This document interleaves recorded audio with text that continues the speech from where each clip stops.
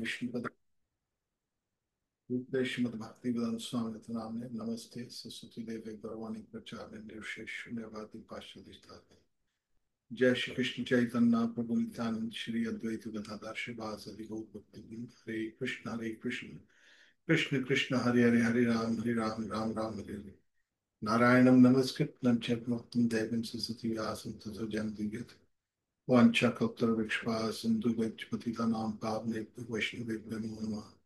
तप्त कांचन गौरंगी राधे वृंदावनेश्वर विश्वानुसुत देवी प्रणमामि हरिप्रिय। नमो ब्रह्मदेवाय गो ब्रह्म राज्य तत् कृष्ण वृंदाय नमः। आप सबका बहुत बहुत हार्दिक स्वागत है और हम भागवत से चर्चा करने की चेष्टा कर रहे हैं। और सबसे पहले तो मैं आप सबको जगन्नाथपुरी में जो रथ यात्रा की उत्सव चल रहा है उसकी बहुत बहुत शुभकामनाएं। और रथ यात्रा कल थी, परंतु 5 तारीख को रथ जो है वापिस आता है गुंडीचा से। उसको बहुड़ा यात्रा कहते हैं। तो कोई व्यक्ति भारतवर्ष में है, कभी उसको अवसर नहीं मिला है यात्रा पे जाने के लिए, तो बहुड़ा यात्रा पे जा सकता है। तो जो रथ यात्रा होती है 2 बार चलती है। एक बार जाती है और 10 तारीख को वापस आती है। और इसके बीच में हर रोज त्योहार त्योहार होते हैं। लक्ष्मी जी वहां पर जाती हैं, तो काफी त्योहार 10 दिन जो होते हैं जगन्नाथ जी की जो पूजा के, नित्य नया त्योहार चलता है वहां पर। तो जो जगन्नाथ जी हैं गुंडीचा में जो है 8-10 दिन के लिए गुंडीचा में रहते हैं। तो जगन्नाथ बलदेव सोचता कि आप सबको हम सब पर कृपा उनकी प्राप्त हो, ताकि हम भगवान की किसी ना किसी तरह थोड़ी बहुत अपने जीवन में उनकी भक्ति कर सकें, उनके चरणों की भक्ति प्राप्त कर सकें। तो अब यहाँ पर हम 30वां स्कंद जो है भागवत का, उसके विषय में हम चर्चा कर रहे हैं। यहाँ पर हिरण्याक्ष जो भगवान के जो 2 पार्षद हैं, जय और विजय, वो यहाँ पर आ, राक्षसों के जो असुर कह सकती हैं, या उनको जो डीमंस जो जो है दैत्य, वास्तविक जो वर्ड है वो दैत्य है। सो दैत्य जो हैं वो प्रकट होते हैं। और अब यहाँ पर 4 कुमार उनको श्राप देते हैं, क्योंकि उन्होंने उनको श्राप दिया। तो भगवान विष्णु वहां पर आते हैं। तो भगवान विष्णु 4 कुमारों को कहते हैं कि मेरे ये 2 जो गेट कीपर हैं, इन्होंने आपको रुका है, आपका अपराध किया है, आपने इनको श्राप दिया है, वो बहुत उचित है। मगर भगवान ब्राह्मणों को बहुत पसंद करते हैं। ब्राह्मणों को क्यों पसंद करते हैं? क्या ब्रह्म जातनाति इति ब्राह्मण, कि ब्राह्मण में 9 गुण होते हैं, इसलिए भगवान को प्रिय है। शमो दमः सर्व शौचम शांत राज्य ज्ञानम विज्ञानमास्त्रम ब्रह्म कर्म सिद्धार्थम। उसमें स्वच्छता, उसमें सत्यता, उसमें तपस्या। तो ये ब्राह्मणों के केवल जन्म लेने से ब्राह्मण नहीं, संस्कार भवे द्विज, संस्कार से द्विज बनता है। ब्रह्म जानाति थी ब्राह्मण, ब्रह्म को जब जानता है, ब्रह्म में जब पूरी तरह से तत्पर व्यक्ति हो जाता है, उसको ब्राह्मण कहती हैं। उसका अर्थ है कि भगवान का पूर्ण आश्रय लेते हैं। जो भगवान के भक्त होते हैं वो ब्राह्मण होते हैं। तो वहां पर भगवान कहते हैं उन 4 कुमारों को, ब्रह्मा जी के 4 पुत्र जो हैं, सनक सनतन सनक सनातन सनक सनंदन, 4 पुत्र जो हैं ब्रह्मा जी के, उनको कहते हैं कि जो ब्राह्मण हैं वो मेरे को बहुत प्रिय हैं। मेरे चरणों की रज जो लोगों के पापों को नष्ट कर देती है, वो रज में जो शक्ति है वो ब्राह्मणों के कारण ही है। तो जब भगवान ब्राह्मणों की इस तरह उनकी एक तरह उनका व्याख्या करते हैं, तो 4 कुमार जो है बहुत लज्जित नहीं, प्रभावित होते। अरे प्रभु, आप इतने से मत कहिए, आपके चरणों में लक्ष्मी रहती है, आपके चरणों में तुलसी का जो आपके जो जो गले में जो माला है, और उसमें भौरे लटकते हैं, उसमें भंवरे जो है घूमते रहते हैं सुगंधित। तो उनका सौभाग्य कितना है, और आपके चरणों की जो रज है ये तो आपकी ही कृपा है। जो सब कुछ संसार में जो भी चल रहा है, देवताओं को, जो देवी देवता है, जो भी कुछ है, जो भी प्राणी है, चर अचर, सब सब आपके ही आश्रित है प्रभु। और हम कितने सौभाग्यशाली हैं कि हमको आज आपके दर्शन प्राप्त हुए हैं, और हमारे मुख से आपके जो दो पार्षद हैं इसके लिए हमको क्षमा करें। अरे नहीं, ऐसी कोई बात नहीं है, आपने इनको श्राप दिया है, ये तो होके रहेगा, अभी ब्राह्मणों का श्राप जो वो फल के रहेगा। हाँ, आप एक कृपा करो इन पर, ये जल्दी जाएं और जल्दी वापस वैकुंठ में आ जाएं। वैकुंठ से कोई गिरता नहीं है, ये भगवान की अपनी माया है। भगवान, मैंने आपको बताया था कि भगवान रेसलिंग करना चाहते हैं, कुश्ती करना चाहते हैं, वैकुंठ में तो हो नहीं सकती, तो बोले भौतिक जगत में चलते हैं। अब भौतिक भौतिक जगत में कुश्ती करने के लिए आए हैं, तो साथ में उनको कोई अच्छे से रेसलर चाहिए। तो अपने ही जो जो गेट कीपर हैं, जय विजय, उनको बोलते जाओ भी तुम, और वो आते हैं। अब यहाँ पर खेल शुरू होगा। अब आए हैं तो असुरों के रूप में आए हैं, तो स्वाभाविक है, जब दिति और कश्यप मुनि और दिति ने पाप किया है, अब उनका पाप सतयुग में जो होते थे, ये पाप होते थे उस तुरंत सोचने मात्र से फलीभूत हो जाते थे। कलयुग में ऐसे फलीभूत नहीं होते हैं। कलयुग में जब तक आप करते नहीं हो तब तक फलीभूत नहीं होता।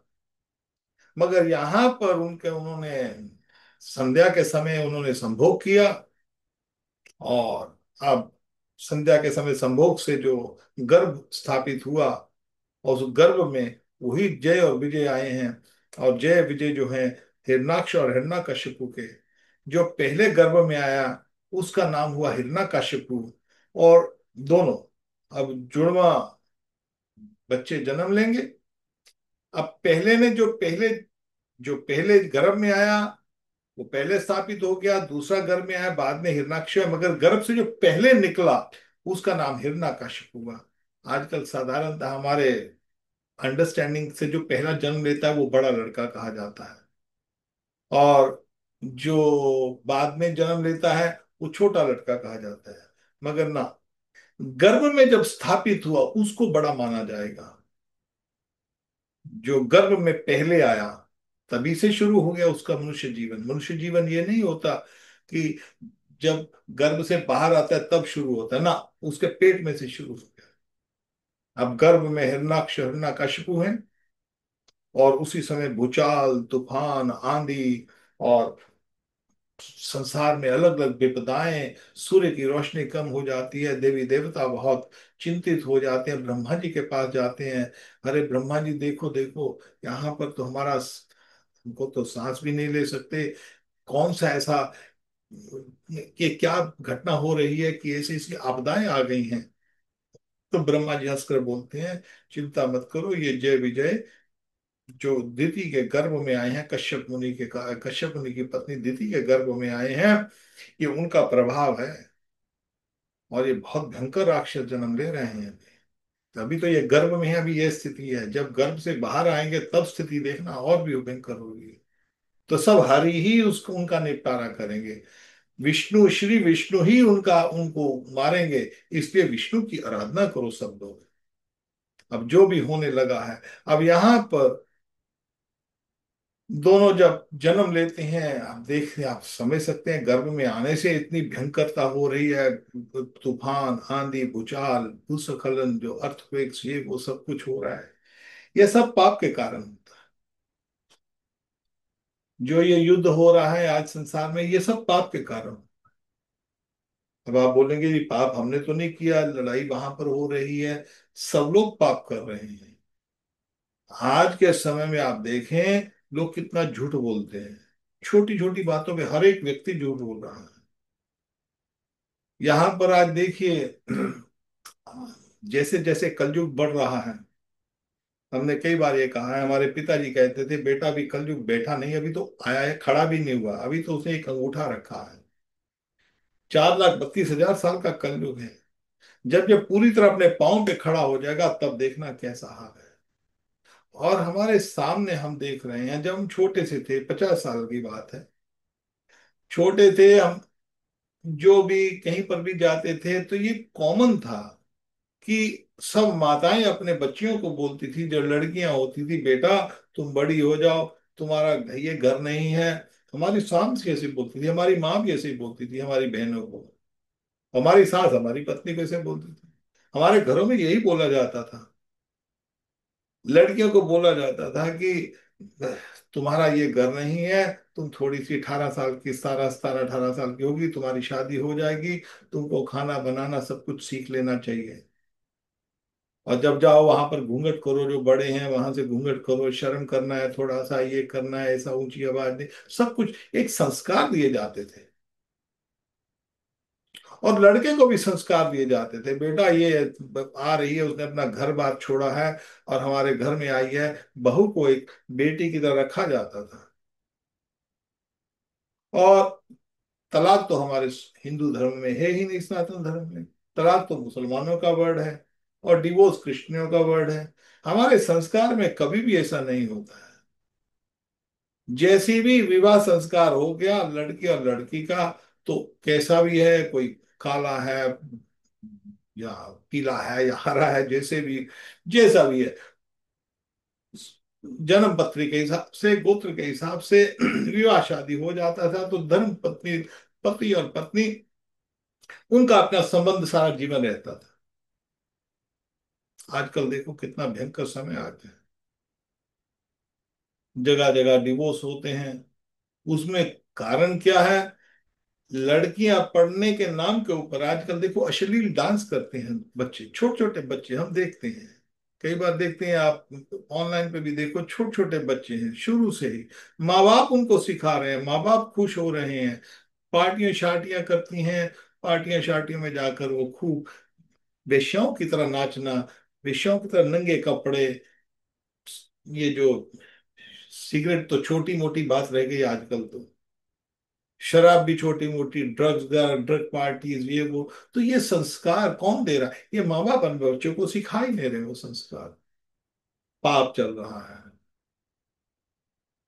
मांस मछली खाना, सब कुछ, मांस भक्षण करना, ये सब पाप चल रहा है। और पाप के कारण हमको इस रूप में जो पाप है अपना फल दे के छोड़ता है।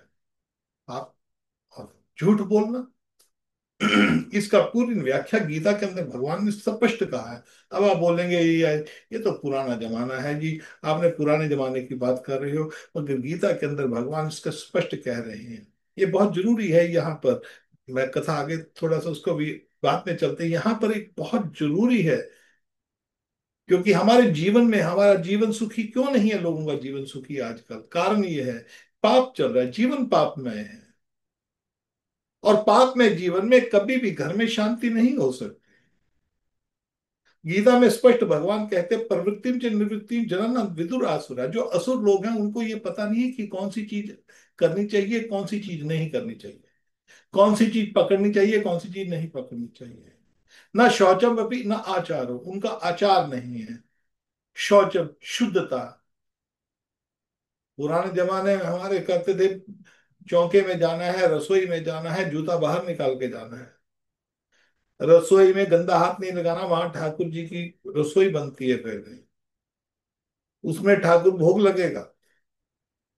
शौच। मगर आजकल रसोई में अंडा, मछली, ये सब जो भी भक्षण सब चल रहा है, बाजार से बाहर से गंदा सामान आ रहा है, भोग क्या लगेगा, पाप अंदर जाएगा। शौचम ना अपी आचार न सत्यम तेषु विद्यते, सत्य तो कोई बोलता ही नहीं है, झूठ जितना मर्जी बोल।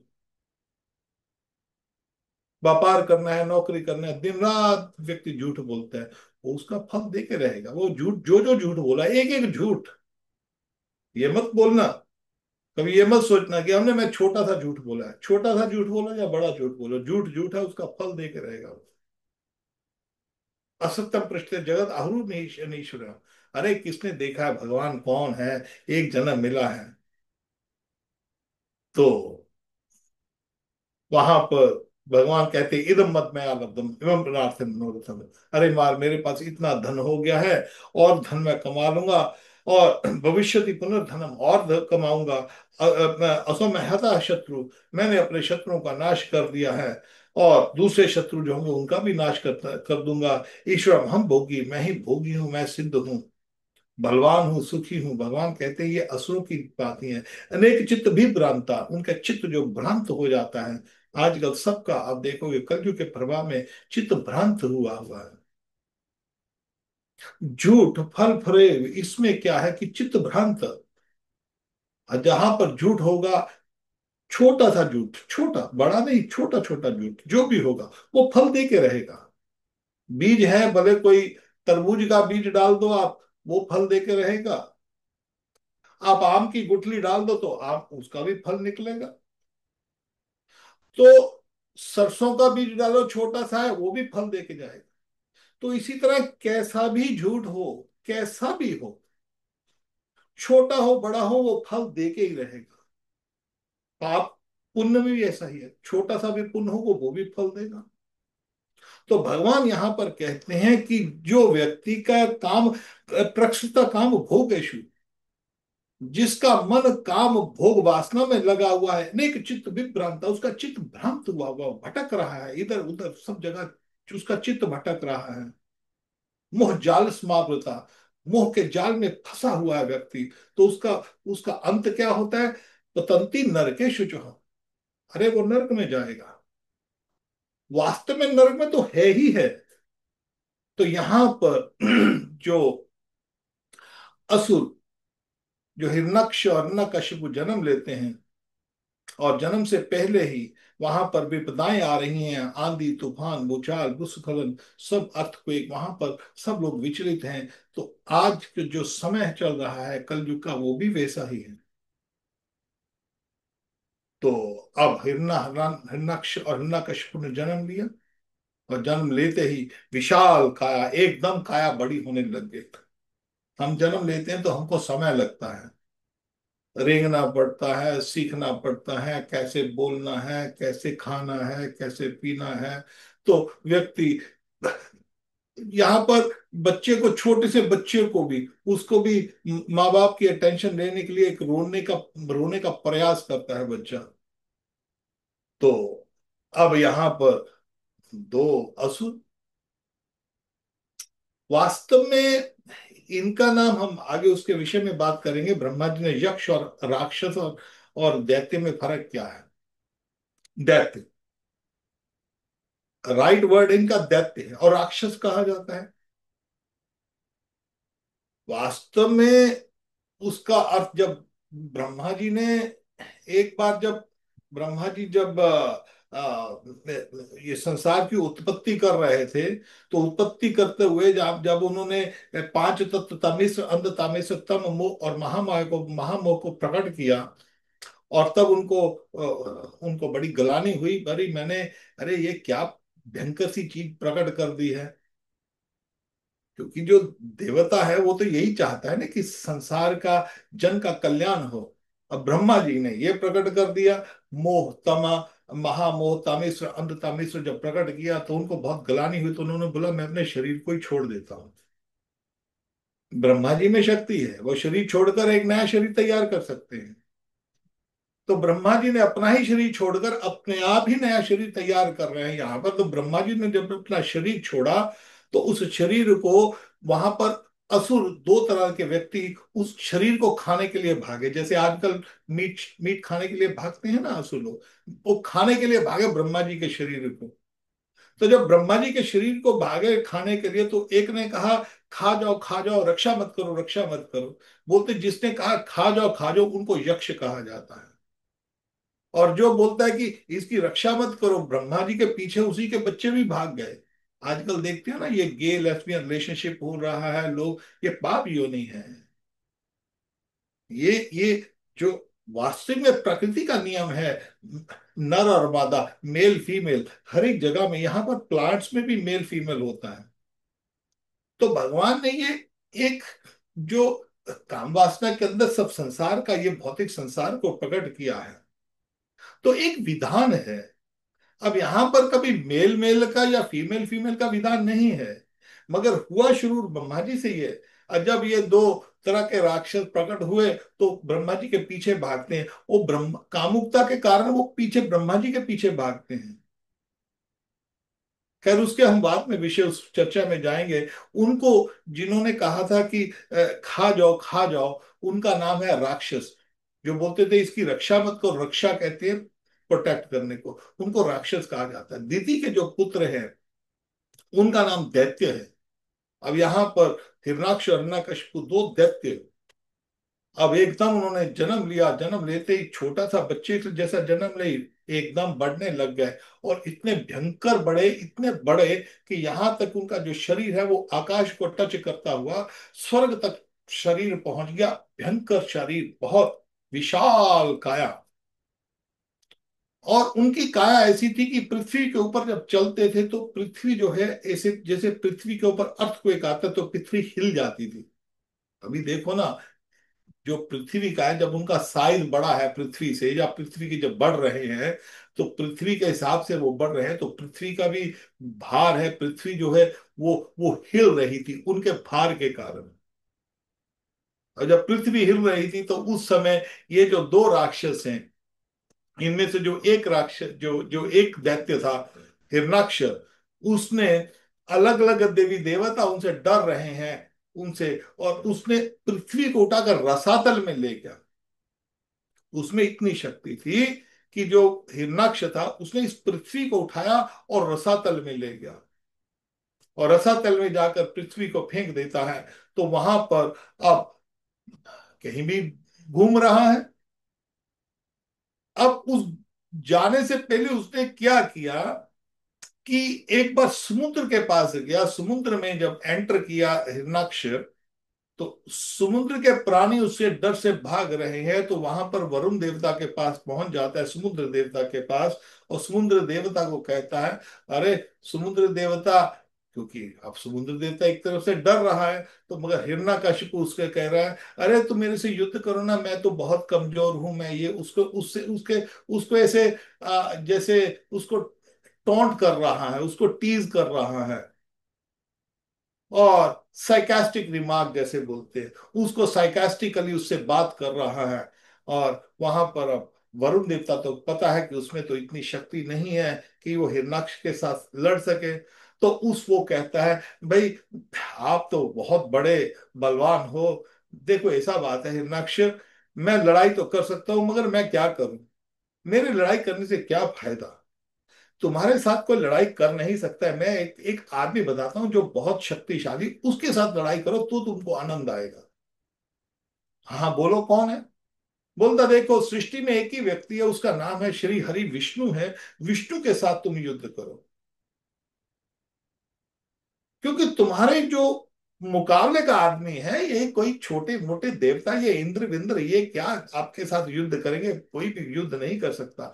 आप सबसे बड़ा शक्तिशाली बता दो, छोड़ो ब्रह्मा को भी छोड़ो, अरे विष्णु के साथ युद्ध करो तुम तो विष्णु के साथ लड़ाई करने जा, अरे विष्णु है, कहां पर है विष्णु, अब वो तुम्हारा काम, तुम ढूंढो कहां पर विष्णु।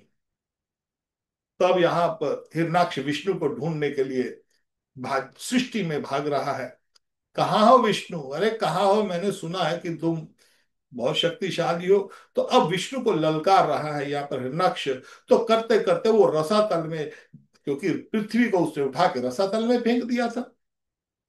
इस उनकी उनकी ये जो डिस्कशन के बाद, वरुण देवता की डिस्कशन के बाद, उसने उसकी बातचीत के बाद पृथ्वी को उठाया, रसातल में फेंक दिया था, और बाद में विष्णु को ढूंढ रहा है।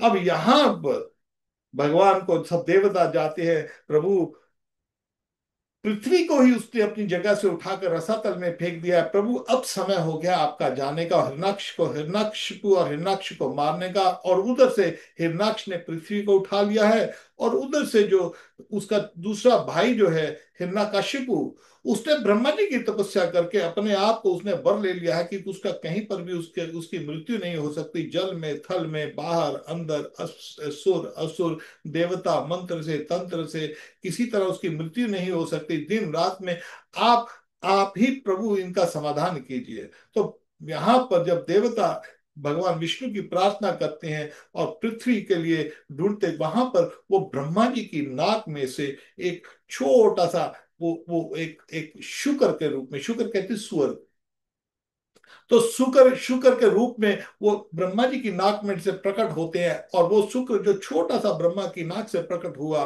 देखते देखते वो शुक्र बड़ा होते होते इतना बड़ा हो गया, विशाल काया हो गई। और इतनी बड़ी विशाल काया, अब वो शुक्र है, शुक्र क्या करता है, सूंघता है। भगवान जब अपनी लीला करते हैं तो भगवान लीला में, जैसे राम की लीला है, कृष्ण की लीला है, जैसे जैसी लीला, नरसिंह अवतार की लीला, जैसे जैसी भगवान का अवतार है वैसे वैसी लीला करेंगे। अब यहाँ पर शुक्र है, शुक्र सूंघ रहा है। कहाँ पर ऐसे ऐसे सूंघता है, पृथ्वी को ढूंढ रहा है। तो रसातल में जाता है, और रसातल में विशाल, ये समुद्र नहीं, ये तो पृथ्वी का भाग है। अलग अलग समुद्र हैं। भागवत के जब 5वें स्कंद में आएंगे हम, तो 5वें स्कंद में जो सृष्टि का विवरण है उसमें पूर्ण व्याख्या दी गई है कि किस किस तरह जो सृष्टि की जो रचना कैसे कैसे है, भौतिक संसार की रचना कैसे कैसे। तो वहां पर वो शुक्र जो है, वो जो कारण समुद्र है, रसातल, उसमें रसातल, वो वहां पर पृथ्वी को छुपाया गया हुआ है जो हिरणाक्ष ने।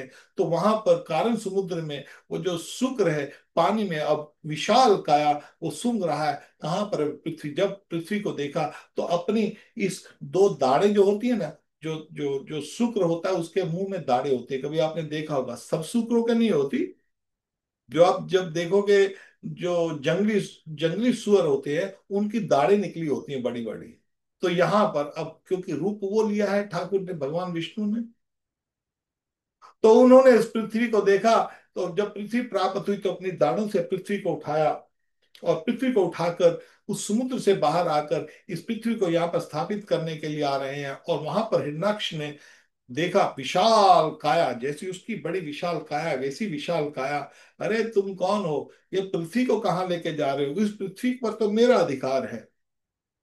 हिरणाक्ष जब उनको चैलेंज करता है तो भगवान वहां पर हंसते हैं। अब पृथ्वी भगवान के ये दाढ़ों के ऊपर है। और वहां से फिर वहां पर हिरणाक्षी की और वरावतार की, भगवान विष्णु की, वहां पर भयंकर युद्ध होता है जल में। और वो जो भयंकर युद्ध है, तो देवता उनको देख रहे हैं आकाश में से। और वहां पर उसका पूरे का पूरा अध्याय है भागवत के अंदर इसका, कि किस तरह वो उनको मारते हैं, जो जो हिरणाक्ष है। और फिर ऐसे उनका पूरी तरह से युद्ध होता है, पूरी तरह से। और फिर बाद में जो शुक्र भगवान है, भगवान विष्णु वरावतार में उसका हिरण्यक्ष का वध कर देते हैं। अब जब युद्ध करके आते हैं तो उसके बाद ये पृथ्वी को जो है वो यहाँ स्थापित कर देते हैं, जहां पर ब्रह्मांड में यहाँ पर हम स्थापित है, पृथ्वी को यहीं स्थापित कर देते हैं। और ये वरावतार है। और फिर वो जैसे जैसे कब देखते हैं कि वराह कब खाने पीने के बाद, नहाने के बाद कई बार अपने आप को ऐसे शरीर को हिलाते हैं। तो भगवान वराह अपने शरीर को हिलाते हैं, तो उनके पानी के जो जो उनके बाल हैं, शुक्र के जो शरीर के बाल हैं, उनसे कुशा ग्रास, जो कुशा की घास होती है, जिसके ऊपर जो हम जो पाठ पूजा करते हैं, सबसे पवित्र जो आसन वो कुशा ग्रास होती है। कभी आपके पास नहीं है तो आप ले आइए। आजकल तो बाजार में बनी बनाई मिल जाती है। पुराने जमाने में लोग क्या होते थे, कुशा को इकट्ठा करते थे, कुशा की एक छोटी सी चटाई बनाते थे। कुशा के ऊपर बैठकर जो भजन किया जाता है वो हजारों करोड़ों गुना उसका लाभ ज्यादा प्राप्त होता है। इसलिए जब भजन करते हैं, भगवान श्री कृष्ण का भजन करते हैं, विष्णु का भजन करते हैं, तो हमेशा बैठकर करना चाहिए, एक जगह पर आसन। वैसे नियम नहीं है, मगर ध्यान चित्त होकर भगवान को जब पुकारते हैं तो ध्यान चित्त होकर भगवान को पुकारना चाहिए। और कुशा जो होती है, कुशा के ऊपर जो भी कर्म करते हैं, भगवान की भक्ति का कर्म करते हैं, आरती पूजा करने हैं, ध्यान करना है, कुशा के ऊपर सबसे पवित्र माना गया है। और जब भी हम कोई जब आप देखते हैं कि श्राद्ध सर्वनी होती है तो ब्राह्मण यहाँ पर कुशा की अंगूठी पहनाकर हमसे पूजा करवाते हैं। तो ये कुशा जो होती है, ये जो हमारे वरावतार है, भगवान वरावतार के शरीर से प्रकट होते हैं। हिरण्यकशिपु को मारा, जब हिरण्यकशिपु को मारा तो उस समय जो देवता है उन्होंने सब ने आकाश में से फूल बरसाते हैं और भगवान विष्णु की वरावतार की स्तुति करते हैं। तो उस समय अब विदुर जी जो हैं वो मैत्र मुनि, क्योंकि ये जो कथा है कौन सुना रहा है? ये हरिद्वार में मैत्र मुनि विदुर को सुना रहे हैं। विदुर जी ने जब मैत्रा मुनि ने जब विदुर को बताया कि किस तरह जो वरावतार में आते हैं, आगे हिरण्यकशिपु की कथा, जो हिरणाक्ष की कथा है वो हिरण्यकशिपु की बाद में बताएंगे, 7वें स्कंद में बताएंगे। अब यहाँ पहली एक कथा बताई, पहला अवतार जो हुआ है वो वरावतार, भगवान का पहला अवतार वरावतार। और वरा अवतार के बाद फिर कपिल अवतार आएगा। पहले वरा अवतार, अब वरा अवतार उन्होंने बोला इस तरह, उन्होंने हरणाक्षी की को मारने के लिए, तो सतयुग में जो भगवान, जब मैत्रा मुनि जी ने विदुर को ये बतलाता, तो विदुर जी वहां पर जब जब उनको बहुत आनंद आता है, तो वो हाथ जोड़कर मैत्रा मुनि को कहते हैं, हे मैत्रा मुनि जी, आपने भगवान की कथा हमको सुनाई है, इस कथा सुनने से जो आनंद आता है, आप थोड़ी सी और कथा सुनाइए ना भगवान की हमारे को। क्योंकि भगवान की कथा में जो भागवत जो है, भागवत ये नहीं है कि आप भागवत के लिए हजारों आदमी बैठे तो भागवत कहा जाता है। दो आदमी बैठ जाए, कोई नहीं बैठा तो स्वयं अकेले बैठ जाए घर के अंदर, और घर के अंदर बैठकर भागवत को प्रणाम कर कर, शुकदेव गोस्वामी को प्रणाम कर कर, सूत मुनि शौनक आदि ऋषियों को प्रणाम कर कर, वेद व्यास मुनि नारद जी को प्रणाम कर कर, मैत्र मुनि को, विदुर जी को प्रणाम कर कर भागवत की अध्ययन करना चाहिए। और गुरु को प्रणाम कर, और भगवान श्री कृष्ण, वासुदेव स्तो देवम कंस चानूरमर्दनम देव की परमानंदम कृष्ण वंदे जगत गुरु। कृष्ण समष्टि गुरु है, सब गुरुओं के गुरु श्री कृष्ण है। श्री कृष्ण को भाई के रूप में आप पुकार सकते हो, श्री कृष्ण को आप पिता के रूप में पुकार सकते हो, श्री कृष्ण को आप पुत्र के रूप में पुकार सकते हो, और सब गुरुओं के गुरु श्री कृष्ण हैं, उनसे सब कुछ निकलता है, तो गुरु के रूप में भी कृष्ण को पुकार सकते हो। हे प्रभु, मैं तो कहाँ ढूंढूं, किसको गुरु ढूंढूं, आजकल तो बहुत पाखंड चल रहा है। हाँ प्रभु, मैं तो आपके ही चरण में हूँ, मैं आपका ही दास हूँ, आप ही मेरे आराध्य है, और आप ही मेरे को मार्गदर्शन करने वाले हैं। तो यहाँ पर जो विदुर जी हैं मैत्र मुनि से उसके बारे में पूछ रहे हैं, और यहाँ पर मैत्र मुनि जो हैं वो वो इसमें थोड़ा सा हम इसको भागवत को पढ़ सकते हैं यहाँ से। तो यहाँ पर मैं आपको पढ़ना चाहता हूँ थोड़ा सा। तो यहाँ पर सूत जी कहते हैं, मुनिगण आपकी माया से बड़ा रूप धारण करने श्री हरि रसत, यहाँ पर है।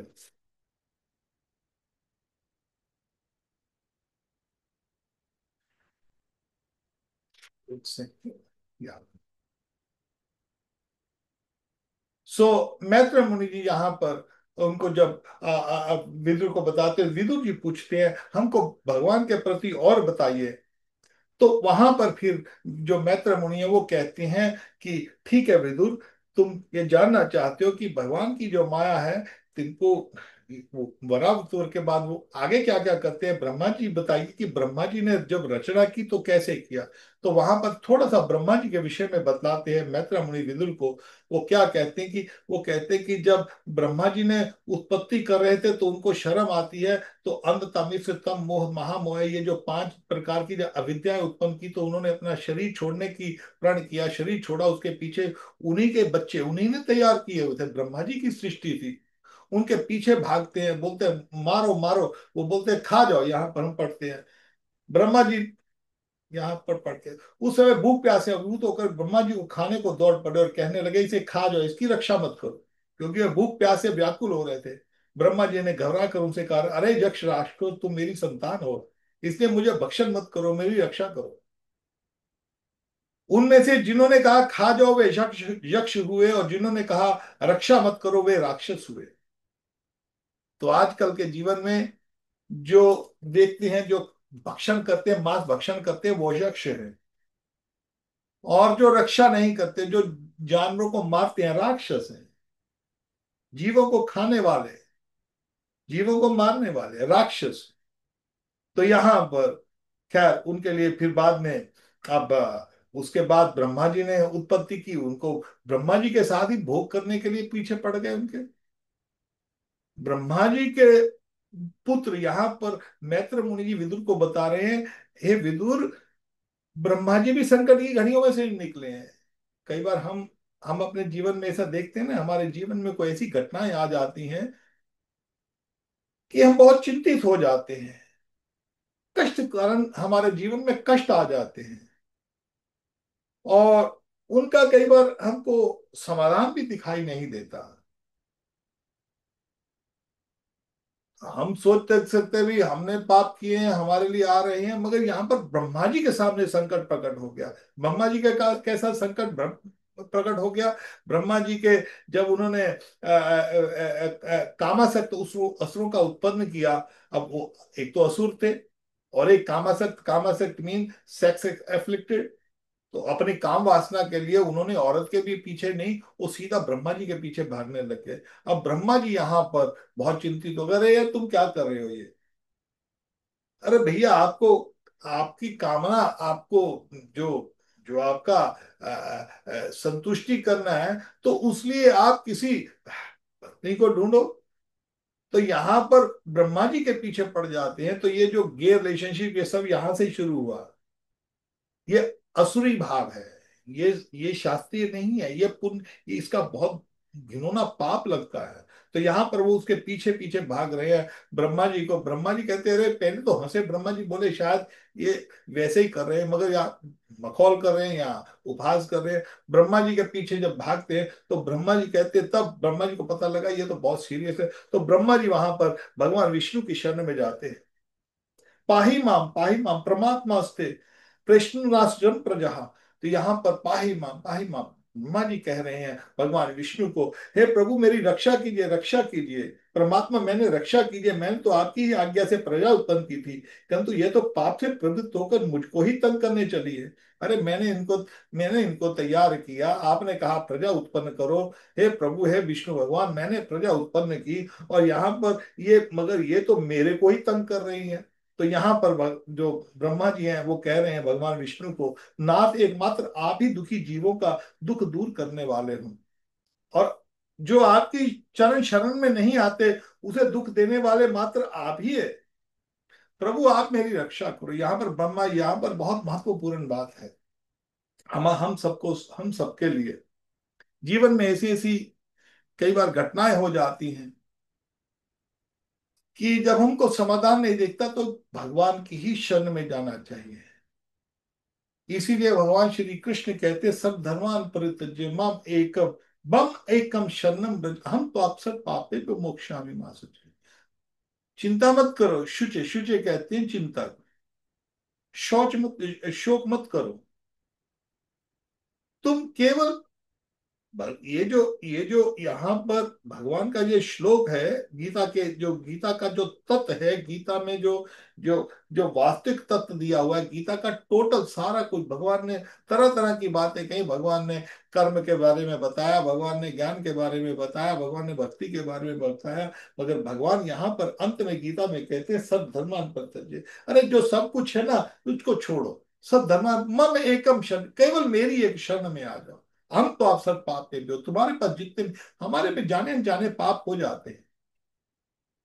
कोई समय ऐसे आ जाता है, कोई ना किसी तरह कोई घटना ऐसी घट जाती है, कोई पाप हो जाते हैं, मगर भगवान कहते हैं, चिंता मत करो, शोक मत करो, हम तो अवसर पाप पे भी हो, तुम्हारे सब पापों को मैं नष्ट करूंगा।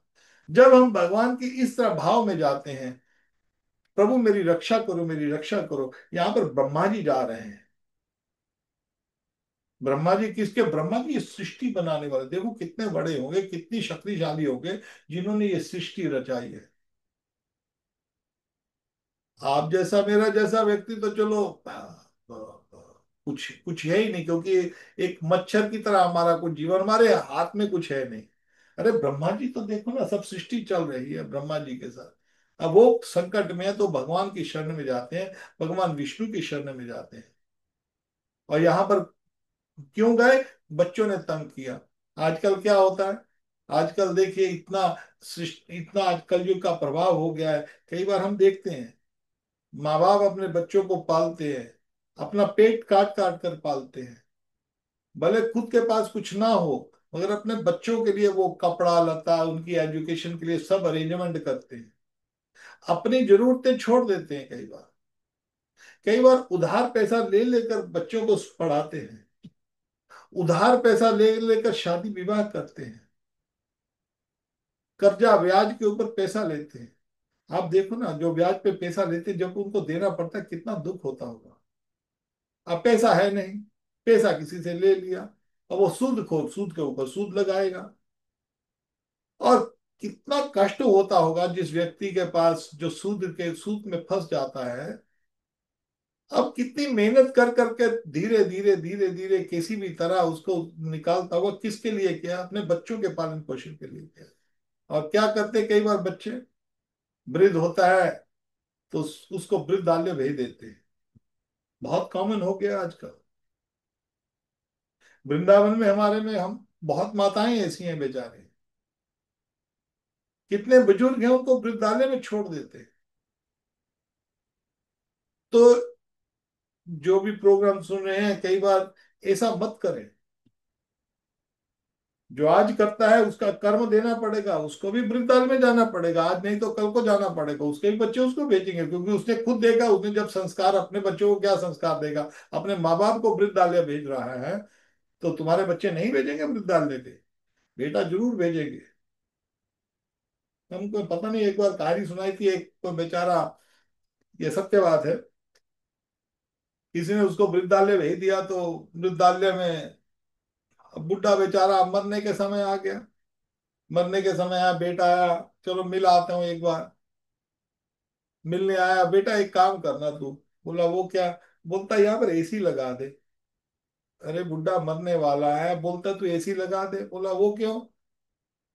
बोलता बेटा मैंने तो अपना जीवन काट लिया यहाँ पर वृद्धालय में, गर्मी बहुत है, मगर जब तुम आए हो ना इस वृद्धालय में, तुमसे नहीं रहा जाएगा, क्योंकि तुमको एसी की जरूरत पड़ेगी, इसलिए अपना इंतजाम अभी कर ले।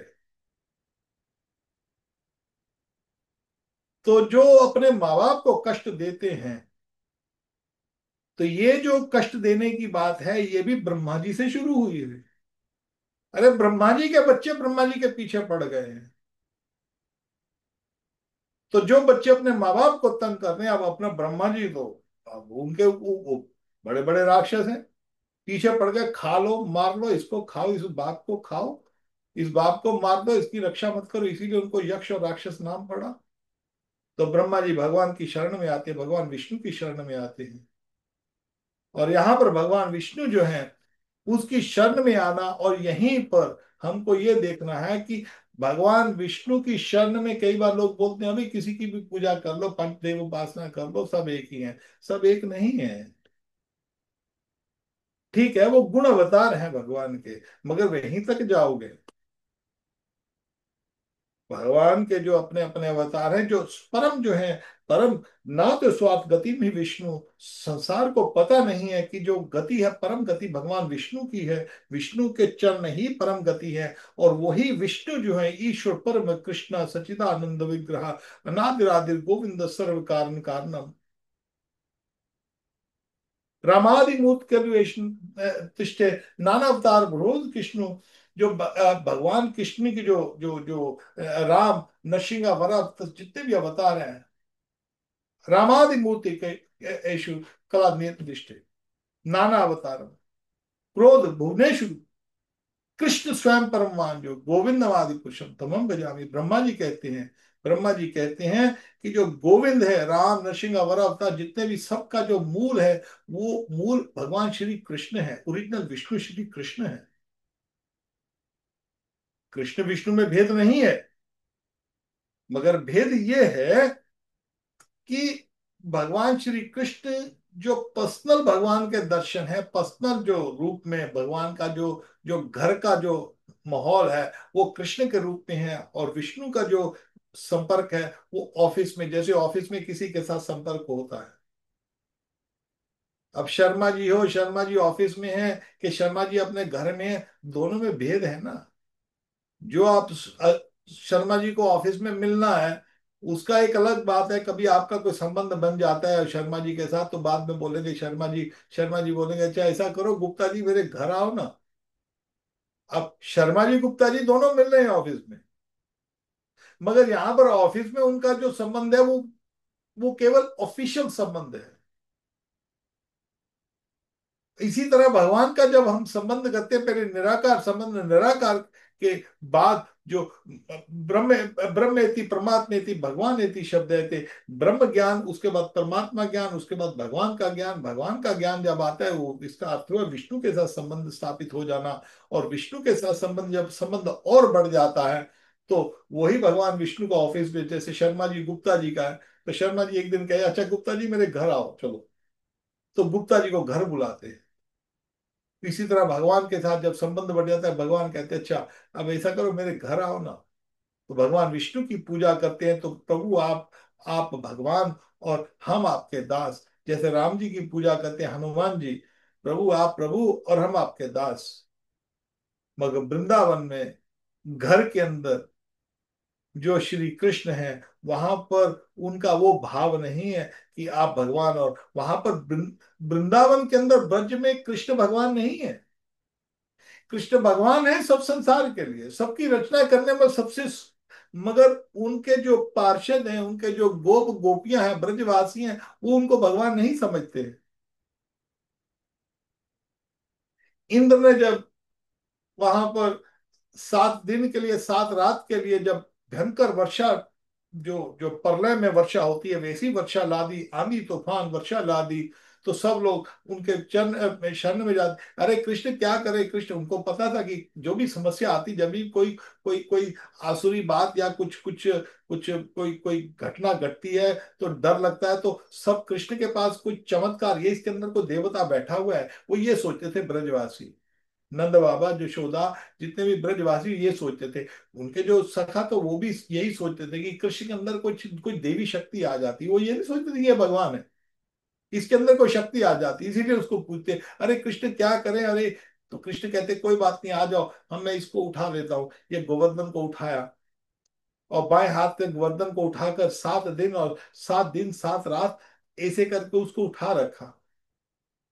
और सब लोग आ गए, और जब 7 दिन के बाद जब इंद्र हार जाता है, तो फिर इंद्र उनको प्रणाम करता है। सब जो आंधी तूफान छट जाता है, तो वहां पर सूर्य नारायण के दर्शन होते हैं, तो सब ब्रजवासी खुश होते हैं, अरे चलो चलो, हो गया हो गया, हो गई वर्षा खत्म हो गई। तो सब लोग बाहर आते हैं, तो सब कृष्ण कहते हैं कि चलो सब बाहर जाओ। तो सब गिरिराज गोवर्धन के नीचे से सब लोग बाहर आ जाते हैं, जो बूढ़े हैं, जो हैं, गोपियां हैं, गोप है, सब गाय हैं, बछड़ा है, सब लोग, बच्चे सब बाहर आ जाते हैं। मगर अभी भी उनके जो सखा है ना, उन्होंने उन्होंने अपनी लाठियां लटकाई हुई थी।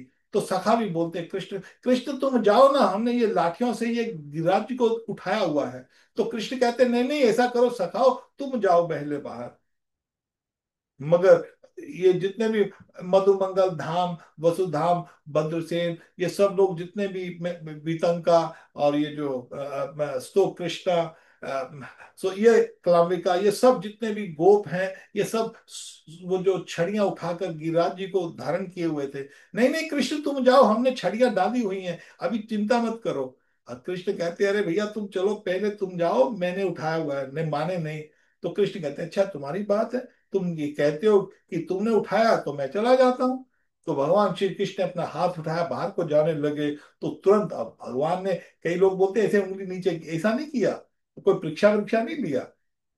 अब मोह में उन्होंने क्या किया, ठीक है अब तुम मानते हो तो मैं निकल जाता हूँ। तो भगवान ने अपना हाथ उठाया, बजाने लगे, तो तुरंत वो गिरिराज नीचे को आने लगा। तो तुरंत वो, अरे कन्हैया आओ देखो, बचाओ बचाओ, क्या हुआ दोबारा, अच्छा ठीक है। तो अब तब भगवान ने फिर दोबारा अपनी अपनी अंगुली लगाई, गिरिराज जी को धारण किया, और फिर बोला तुम सब जाओ, बाद में मैं इसको रखता हूँ। तो सब गोप जो है, सब उसके जो भगवान के जो जो सखा है, सब बाहर आ जाते हैं। तो भगवान गिरिराज जी को नीचे नीचे नीचे बिठा देते उसे। तो भगवान अपने जो भक्तों की रक्षा करते इस तरह। और ये जो ब्रजवासी हैं, भगवान को भगवान नहीं मान रहे हैं, उनको अपना सखा मित्र मान रहे हैं, ये प्रेम है। और यहाँ पर ब्रह्मा जी जो है, वो बता रहे हैं, ब्रह्मा जी जैसा जो देवता है, इतना शक्तिशाली देवता, जो लोग कहते हैं ना कि ब्रह्मा विष्णु सब एक ही हैं, सब कोई बात नहीं, सबकी पूजा करो। अरे एक बात नहीं है, ब्रह्मा जी जाओगे, ब्रह्मा की पूजा करोगे, यान्ति देवव्रता देवान, पितृ यान्ति पितृव्रता भूतानि यान्ति भूतेजा, जानती मदा जुनोपि मम। आप देवता की पूजा करोगे, देवता के पास जाओगे। आप भूत प्रेतों की पूजा करोगे, तो भूत प्रेतों के पास जाओगे। आप पितरों की पूजा करोगे, तो पितरों के पास जाओगे। नारायण की पूजा करोगे, तो नारायण के पास आओगे। भगवान की, अब आम उगाओगे तो आम मिलेंगे, बबूल लगाओगे तो बबूल मिलेगा, आलू उगाओगे तो आलू मिलेगा। सब कुछ एक थोड़ी है। मगर यहाँ पर आश्चर्य की बात, आजकल वृंदावन में भी ऐसे ऐसे गुरु पैदा हो गए हैं, हमको बहुत कष्ट होता है। और हजारों की लोगों की, हजारों की, क्या 10-10 हजार लोग मूर्खों की तरह वहां पर जाते हैं। वो सोचते हैं कि बस ये महाराज जी को सब कुछ पता रहे। महाराज जी शास्त्र के हिसाब से बिल्कुल बिल्कुल गलत बोल रहे हैं। वो बोल देते हैं जी तुम वाहेगुरु की पूजा करो, तुम शिव की पूजा करो, कृष्ण की पूजा करो, एक है। अरे कहां पर एक है? भगवान श्री कृष्ण कुछ और बोल रहे हैं। भगवान श्री कृष्ण कहते हैं एक पूजा नहीं है। देवताओं की पूजा करोगे, देवता के पास जाओगे, तो एक पूजा कैसे हो गई? शंकर जी जो हैं भगवान विष्णु से निकले हैं, भगवान के गुण अवतार हैं, ठीक है। सदाशिव जो है, भगवान विष्णु ही सदाशिव बनते हैं और सदाशिव से शंकर बनते हैं। मगर फिर भी जो शंकर है, दूध और दही का फर्क है। ब्रह्म संहिता में ब्रह्मा जी बतलाते हैं विष्णु और शंकर में दूध दही का फर्क है एक वस्तु, मगर फिर भी एक वस्तु नहीं है। चिंत भेदा भेद तत्व उसको कहते हैं। Simultaneously one and different. जैसे ये फोन है, ये फोन तो फोन है, इकट्ठा है। एक इसका सीधा हिस्सा है, एक इसका ये हिस्सा है। अब आप मेरे को ये बता दो, अब ये हिस्से से आपको कॉल होगी क्या? है तो फोन ही ना। तो बस यही ऊपर का हिस्सा जो है विष्णु जी है, नीचे का हिस्सा जो है शंकर जी है। इसमें भेद नहीं है एक वस्तु, मगर फिर भी उसमें पूरा भेद है। शंकर जी शिवलोक में रहते हैं, विष्णु बैकुंठ में रहते हैं। जो विष्णु की पूजा करता है वो बैकुंठ में जाता है, जो शंकर की पूजा करता है वो शिवलोक में जाएगा। तो उसको बैकुंठ की प्राप्ति नहीं होती। कभी कोई व्यक्ति इसमें संतुष्ट है तो ठीक है, मगर जीव का संबंध बैकुंठ से है। जीव का संबंध जो है शिवलोक से नहीं है। देवी की पूजा करते हैं, देवी देवलोक, देवी देवलोक, देवी देवी धाम अलग है। उस देवी धाम तक जाएंगे, सूर्य की पूजा करेंगे, सूर्य नारायण के पास जाएंगे। सूर्य नारायण और वैकुंठ में जीवन जो है, वो जो जमीन आसमान का अंतर है। अध्यात्म जगत में वैकुंठ की जो रोशनी है, उस रोशनी को ही जो है उसको ब्रह्म ज्योति कहा जाता है। और ब्रह्म ज्योति का जो एक कण है वही सूर्य नारायण है। वो ब्रह्म ज्योति से ही निकला है। हर रोज जब हम दर्शन करते हैं, जो लोग देखते हैं ना आजकल, जो ध्यानी ज्ञानी लोग जो हैं, वो यहाँ पर देखने की चेष्टा करते हैं, यहाँ पर लाइट दिखाई देगी उनको, सोहम सोहम सोहम। ऐसे सोहम करने का तरीका होता है, सो अहम, मैं भी वही हूं। तुम और मैं, हमारे में अंतर नहीं है। मैं ब्रह्म ही हूं। सब कुछ ब्रह्म से निकला है, ब्रह्म से सब कुछ निकला है। ब्रह्म और ब्रह्मा में अंतर होता है। ब्रह्म से निकला है सब कुछ। हम भी ब्रह्म, अहम ब्रह्मास्मि। और वो जो अहम ब्रह्मास्मि, वो बोलते हैं कि मैं उस ज्योति में जाके ज्योत समा जाऊंगा। ठीक है। वो जो जो जो जिसको उर्दू में नूर कहते हैं, और ये जो मायावादी लोग हैं, वो ज्ञानी ध्यानी जो लोग हैं, वो इसको ब्रह्म ज्योति कहते हैं। शास्त्रों में, हमारे वेदों में ब्रह्म ज्योति कहते हैं। उस ब्रह्म ज्योति का जो एक कण है वो सूर्य नारायण है। यहाँ पर ब्रह्म ज्योति को देखने की जरूरत नहीं है। ब्रह्म ज्योति के दर्शन करने हर रोज सुबह को उठिए, और सुबह को उठकर सुबह को सूर्य प्रणाम कीजिए, नहा धोकर सूर्य को जल दीजिए, आप ब्रह्म ज्योति की पूजा करें। ब्रह्म ज्योति तो साक्षात दिखाई दे रही है। तो आंख बंद करने की, 8-8 10-10 घंटे करने की तपस्या की क्या आवश्यकता है? अरे सृष्टि को देखो ना, ब्रह्म ज्योति को हर रोज भले 10 बार प्रणाम करो, 50 बार प्रणाम करो, वो ब्रह्म ज्योति ही है। मगर वो बगैर ब्रह्म ज्योति का अंश है। इसीलिए उनको सूर्य नारायण कहा जाता है, क्योंकि ब्रह्म ज्योति नारायण का अंश है। और इसके सूर्य जो है, सूर्य देव जो है, वो नारायण का ही अंश है। ठीक है, नारायण का अंश है, नारायण की अंग ज्योति का अंश है वो। नारायण का अंश होते हुए भी हम सूर्य की पूजा करेंगे तो हम सूर्य लोक तक जाएंगे। हम बैकुंठ नहीं जा सकते, ब्रह्म ज्योति में भी नहीं जा सकते।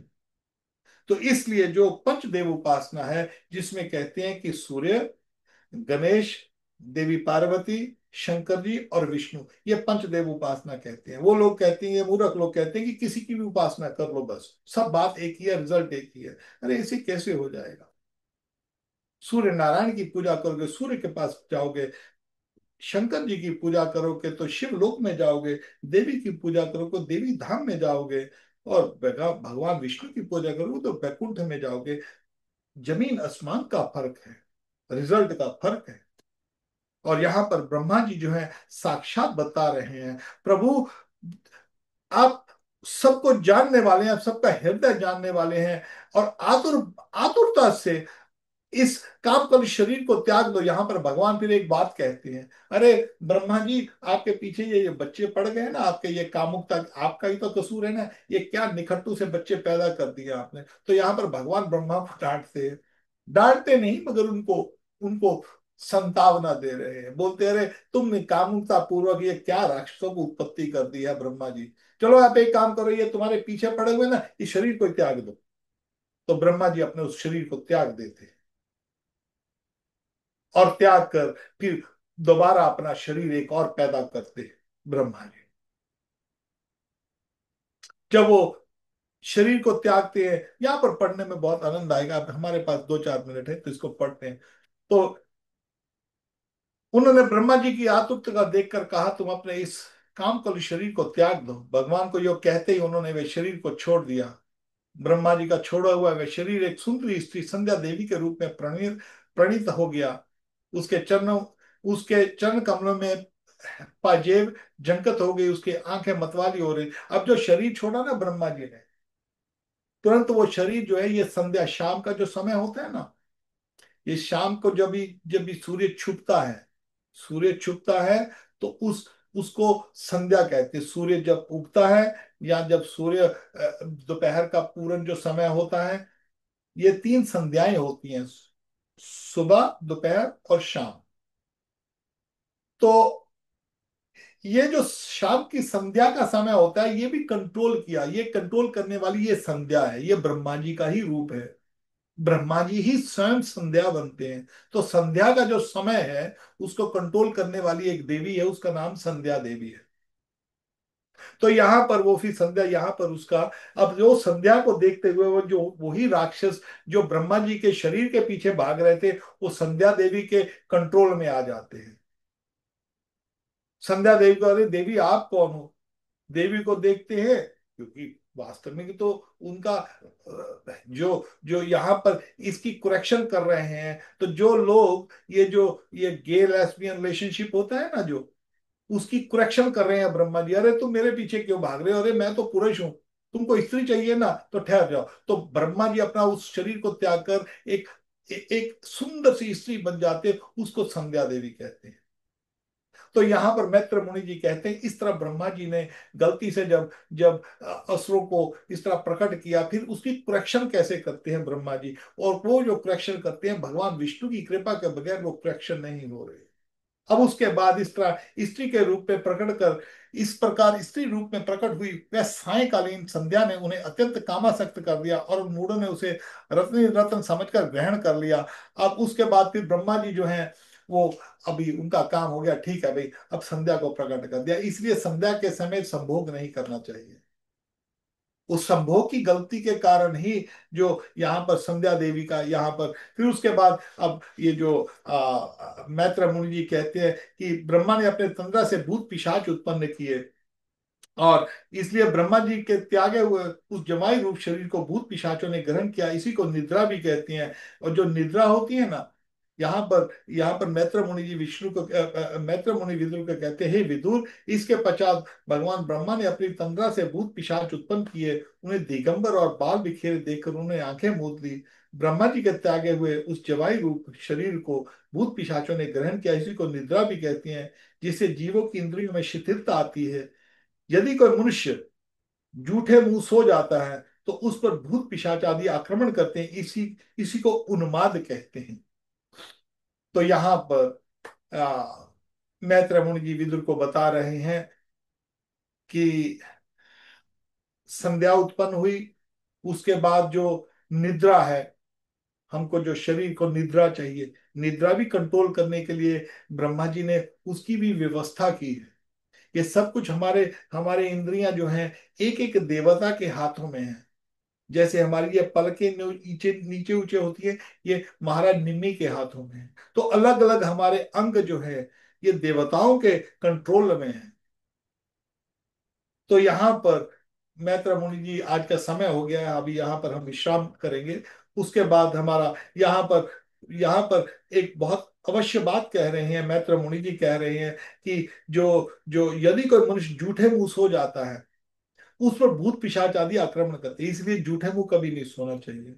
आपने कुछ खाया है ना, तो हमेशा कुल्ला करके, इसको शौचम भी कहते हैं, मगर जरूर कुल्ला करना चाहिए।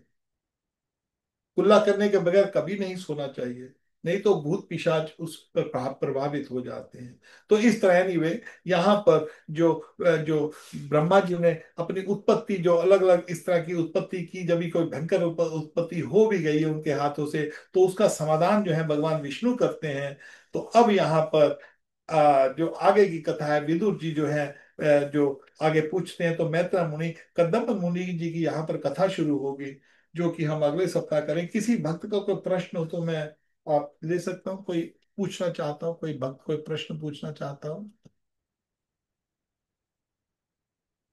हरे कृष्णा प्रभु जी। राधे श्याम बेटा, कैसे हो तुम? ठीक। हाँ बोलो। प्रभु जी, मेरा प्रश्न था कि जब चलो ठीक बोलिए। हरनाक्ष हरनाक्ष ने जब धरती को पानी में डाला था, तो तब दुनिया में लोग थे कि नहीं?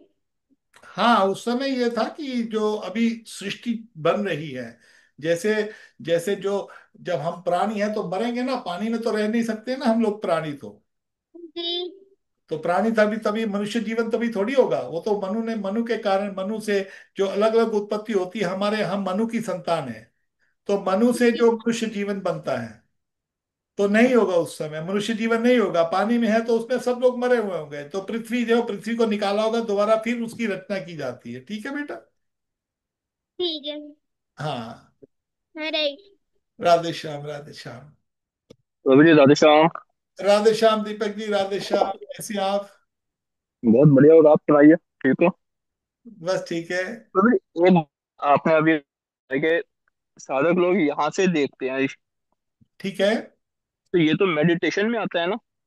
हाँ, मेडिटेशन में आते हैं। उनका ये उनका जो मेडिटेशन में, तो वास्तव में उनको नहीं पता है कि वो इसीलिए निराकार के रूप में फंसे हुए हैं। हम्म। जीव का संबंध भगवान विष्णु से है, तो जो ध्यान आदि होता है, शरणम कीर्तन विष्णु स्मरणम पाद सेवनम, स्मरणम जो होता है भगवान विष्णु का ही होता है। हम्म। तो जो भगवान का कथा कहना सुनना, शरणम कीर्तन विष्णु स्मरण, स्मरण जो होता है, ध्यान जो होता है, भगवान विष्णु का होता है। मगर ये लोग विष्णु की पूजा नहीं करते, निराकार, वो सोचते हैं कि निराकार से है। तो निराकार सबके पास लाइट तो ब्रह्मरंध्र तो है, और लाइट देखना कोई बड़ा काम नहीं है। लाइट बहुत आराम से दिखाई दे जाती है, ओके। थोड़ा सा तपस्या करने से लाइट दिख जाती है। ये कोई कोई कोई बड़ा कठिन काम नहीं है, मगर उनको उनको नहीं पता है, तो वो लाइट के पीछे भाग जाते हैं, मगर इससे कुछ होने वाला होता नहीं है कुछ। हाँ, इसे होता तो कुछ नहीं है, हाँ, जस्ट जाप बेटर। जाप जाप ही, और केवल कृष्ण का नाम, नाम उससे ऊपर कोई है ही नहीं, उससे कुछ नहीं है। इसीलिए शोष्ट का नाम नाम कलि कल्मषनाशनम नाट्य पत्रोपाय सर्वदेशु दृश्यते। ये जो विशेषकर ये जो मंत्र है, 4 वेद 18 पुराण रामायण महाभारत, इसमें इससे और कोई तरीका है ही नहीं, इससे है ही ऊपर नहीं। है ही नहीं कुछ और। इसीलिए हमको इसी को पकड़े रखने का है।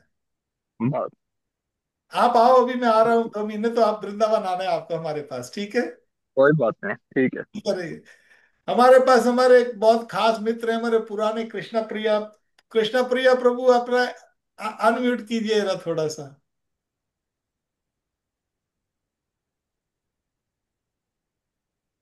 अनम्यूट कीजिए कृष्णा प्रिया। कृष्णा प्रिया प्रभु हमारे बहुत पुराने मित्र हैं, और हमने इनसे बहुत कुछ सीखा है, और भागवत में इनका बहुत प्रेम है। दिन रात भागवत पढ़ते रहते हैं घर पे, गीता और भागवत यही इनका काम है बस। ठीक है मैं कृष्णा प्रिया। हर बोल। राधे राधे कृष्णा प्रिया, आप अनम्यूट कीजिए थोड़ा सा जरा।